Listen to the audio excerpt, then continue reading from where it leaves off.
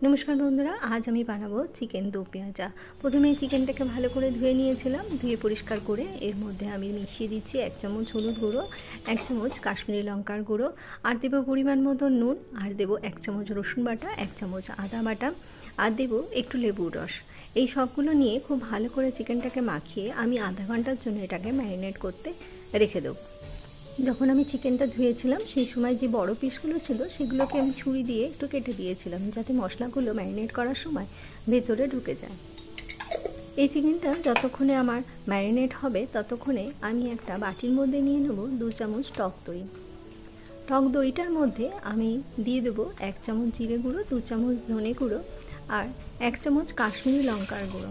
যারা ঝাল খেতে পছন্দ করেন তারা এই সময় কাশ্মীরি লঙ্কার গুঁড়োর বদলে এমনি লঙ্কা গুঁড়ো দিয়ে দেবেন। আমি যেহেতু ঝাল কম খাই তাই আমি এখানে লঙ্কা গুঁড়ো মেশালাম না।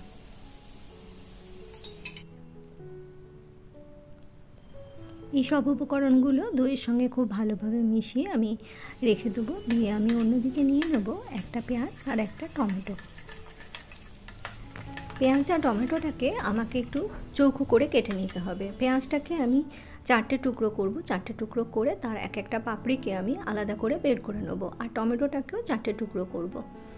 আর নেব এখানে হাফ ক্যাপসিকাম। ক্যাপসিকামটাকেও একটু বড় বড় টুকরো করে আমি কেটে নেব। টমেটোটা কাটার পর আমি যখন ধোবো তখন ওর বীজগুলোকে আমি ফেলে দেবো। এই সবগুলো কাটা হয়ে গেলে এগুলোকে আমি আলাদা করে রেখে দেবো। রেখে দিয়ে আমি চিকেনটা বানানো শুরু করব। দেখুন বন্ধুরা, এগুলো আমার সব কাটা হয়ে গেছে। এবার এগুলোকে আমি একটা বাটিতে তুলে আলাদা করে রেখে দেব। রেখে দিয়ে আমি চিকেনের প্রিপারেশনটা শুরু করব।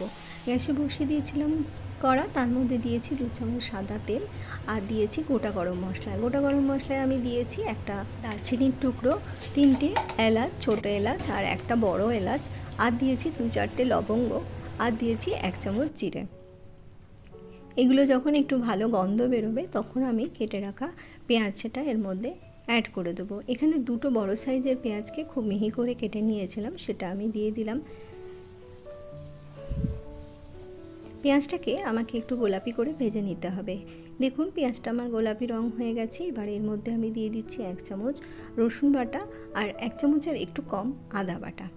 এবার এটা দিয়ে একটু ভালো করে নেড়ে চেড়ে মিশিয়ে নিতে হবে এবং এটাকে ভালো করে কষে নিতে হবে। যখন আদা আর রসুনের কাঁচা গন্ধটা চলে যাবে তখন আমি এর মধ্যে মিশিয়ে দেবো 2টো ছোটো সাইজের টমেটো। এটাকেও আমি ছোটো করে কেটে নিয়েছিলাম, এটাও এর মধ্যে আমি দিয়ে দিলাম। দিয়ে এবার টমেটোটা যতক্ষণে না পুরোপুরিভাবে গলে যাচ্ছে ততক্ষণ পর্যন্ত এটাকে কষাতে হবে।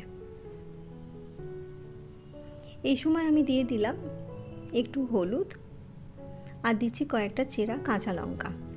দিয়ে একটু ভালোভাবে মিশিয়ে নেব। এটা মেশানোর সময় আমি একটুখানি জল দিয়ে দিলাম যাতে মশলাটা খুব ভালোভাবে কষানো হয়ে যায় আর টমেটোটা খুব সুন্দরভাবে গলে যায়।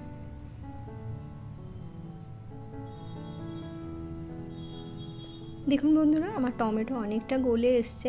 এবার আমি এর মধ্যে দিয়ে দিলাম ওই দইয়ের মিশ্রণটা, যেটা আমি আগে থেকে তৈরি করে রেখেছিলাম, সেটা আমি এর মধ্যে দিয়ে দিলাম। দইটা যখন দেব তখন গ্যাসের ফ্লেমটা একদম লোতে রাখতে হবে, নাহলে দই কেটে যেতে পারে। এবার আমি এর মধ্যে মিশিয়ে দিলাম পরিমাণ মতো নুন।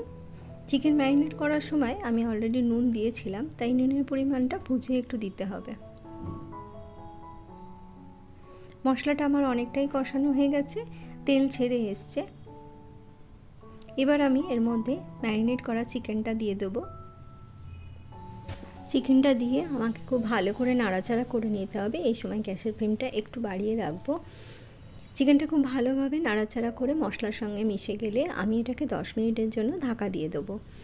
অন্যদিকে আমি একটা কড়া নিয়ে নিয়েছি, তার মধ্যে নিয়েছিলাম হাফ চামচ সাদা তেল। দিয়ে তার মধ্যে আমি দিয়েছিলাম কসুরি মেথি। দিয়ে যে পেঁয়াজ আর টমেটো আর ক্যাপসিকামটাকে কেটে রেখেছিলাম সেটাকে একটুখানি হালকা করে ভেজে নিয়েছিলাম যাতে পেঁয়াজ টমেটোর কাঁচা গন্ধটা চলে যায়। এবার ঢাকা খুলে দেখুন চিকেন আমার অনেকটাই সেদ্ধ হয়ে গেছে, মশলাও ভালোভাবে কষানো হয়ে গেছে। আমি এর মধ্যে মিশিয়ে দিলাম খুব অল্প পরিমাণে গরম জল। দিয়ে এটাকে একটু নাড়াচাড়া করে নিয়ে আবার আমি 5 মিনিটের জন্য এটাকে ঢাকা দিয়ে দেবো। যেটুকু বাকি আছে চিকেন সেদ্ধ হতে সেটুকুও সেদ্ধ হয়ে যাবে। এবার 5 মিনিট পরে ঢাকা খুলে আমি এবার যে পেঁয়াজ টমেটো আর ক্যাপসিকামটাকে একটুখানি ভেজে নিয়েছিলাম সেটা আমি চিকেনের সঙ্গে মিশিয়ে দিলাম। মিশিয়ে দিয়ে এটাকে একটু নাড়াচাড়া করে 2 মিনিট 3 মিনিটের জন্য একটু ঢাকা দিয়ে দেবো। 2 মিনিট পরে ঢাকা খুলে নেবো। ঢাকা খুললে দেখুন চিকেন আমার পুরোপুরিভাবে রেডি হয়ে গেছে। এবার এর মধ্যে আমি মিশিয়ে দেবো 1 চামচ কসুরি মেথি আর দেবো একটুখানি ধনেপাতা কুচি। এগুলো মিশিয়ে দিলেই রেডি হয়ে যাবে চিকেন দো পেঁয়াজি। এই চিকেনটা রুটি, পরোটা, ভাত যে কোনো কিছুর সঙ্গে খেতে অসাধারণ লাগে। আমার এই রেসিপিটি যদি আপনাদের ভালো লেগে থাকে তাহলে আমার চ্যানেলটিকে সাবস্ক্রাইব করে রাখার অনুরোধ রাখি।